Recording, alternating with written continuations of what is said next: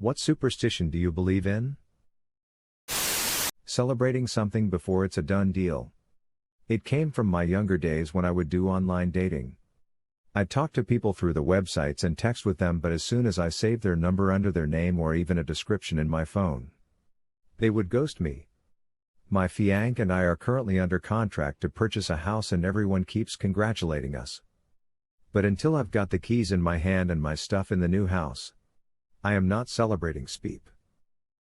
I thought you were going to say that you still hadn't saved your fiancé's number in your phone. I hope you get to celebrate soon.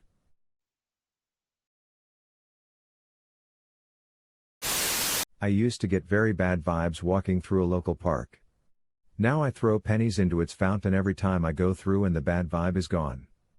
I'm not much for believing in the supernatural, but I want the park to like me. I think you just explained to me how I can monetize this microwave cannon I had laying about. Please don't microwave pennies. Not really believe, but I do practice it. Can't hurt. I lived in Okinawa for a few years and the practice there is to put shiza dogs outside of your house. One has an open mouth and one has a closed mouth. The open-mouthed one is male and scares the bad spirits away. The closed-mouth one is female and keeps the good spirits in. I have a small set that I've kept outside of my door since moving away from Okinawa. Damn, I had a haunted house in Okinawa when I was stationed there. I didn't know about the shiza dogs. I heard a few haunted house stories in Okinawa. They were unsettling. Karma, not sure if that qualifies as a superstition. I was going to say karma also, but I don't believe the karma always comes back to us in the same lifetime. I knock on wood. Also, in the last years whenever there was a major event in US politics and I tried to celebrate the occasion, my husband's really involved, so we often stay up and watch by cooking something American. Everything went to SPEEP. For example, on Election Day 2016 I made slow-cooked ribs and coleslaw. Knowing this, I asked my husband specifically whether anything bad could still happen on January 6th, and he was like, "No. We're safe."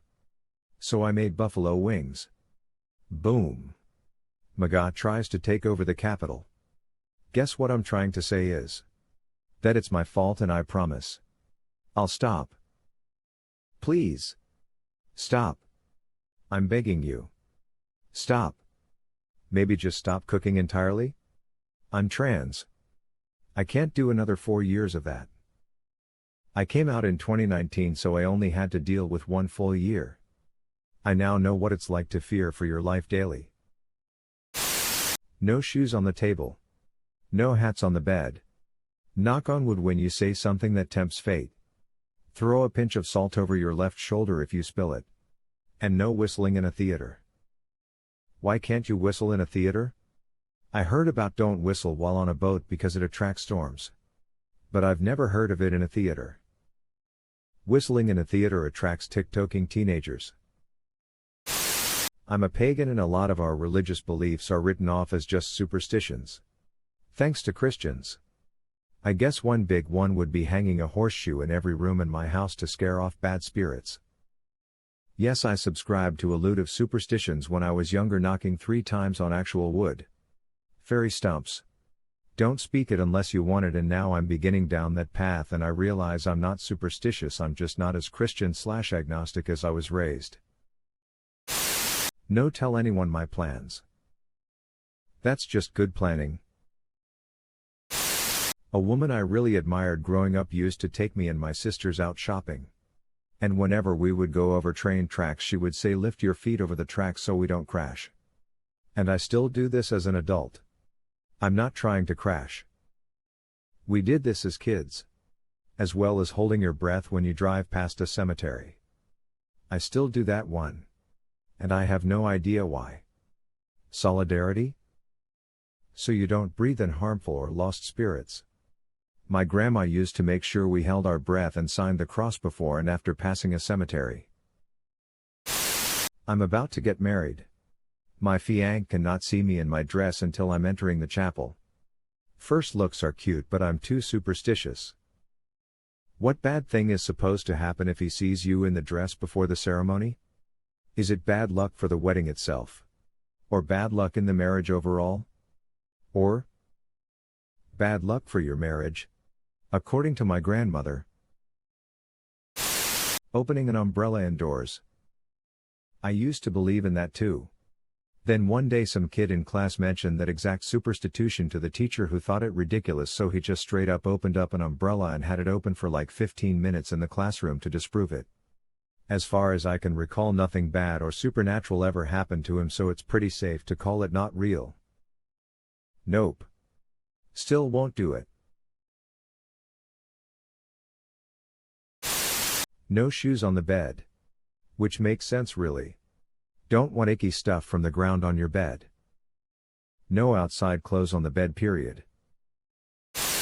Holding your breath when you pass over a bridge or past a cemetery.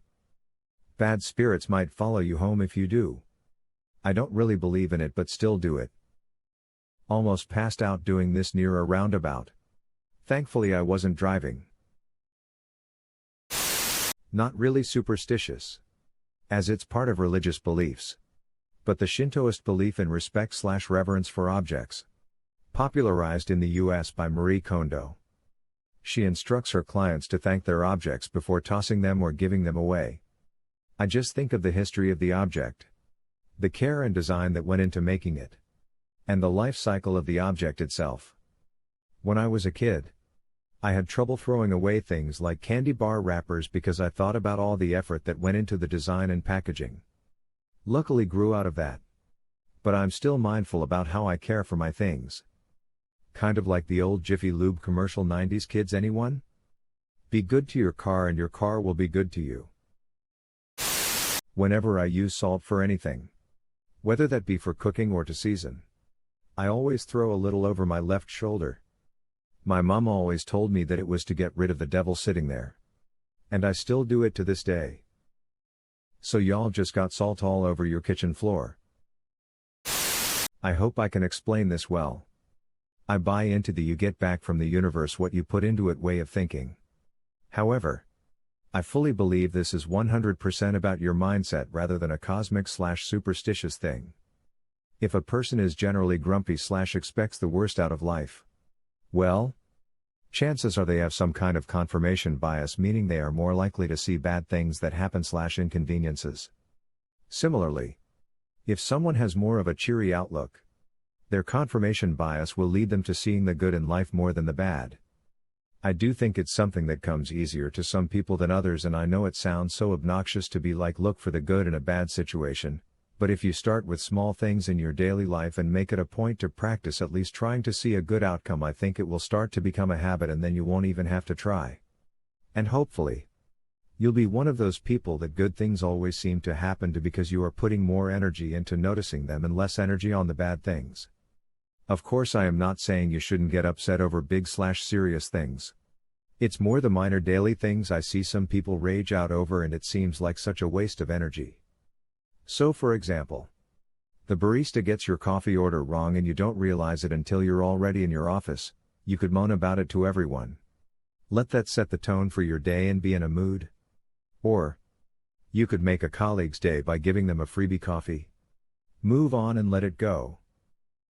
This is actually a cognitive behavioral therapy principle too. You are what you think. Basically, your body responds to your thoughts in ways you may not even be aware of. My mom say misfortune comes in threes. That's been my experience as well. Lost my uncle, dad and grandpa within 6 months of each other when I was 18. This year we had to replace our water heater 100 due to home warranty. Replace part of our roof 8,000 since warranty expired. And reattach 2 of our dog's toes 800. Okay, first and foremost, I'm sorry you went through that awful triple loss spell when you were 18.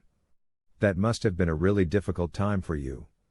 Secondly though, WTF happened to your dog's toes? Thanks. And apparently our fence got a bit bent near the top, so some of the wires at the top unfolded and we're sticking up. The dog must have jumped at that spot and punctured his dew claw and the pad on his wrist and then tried to rip them off.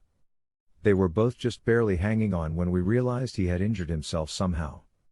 We thought he jumped on a counter for a plate and landed on a steak knife until a week later our other dog came in with a little puncture on the same wrist pad. So we walked the fence line. I had already checked the yard but hadn't though to check the fence and realized somebody had hit our fence again. We took a pair of pliers and bent the prongs back down. Dream catchers.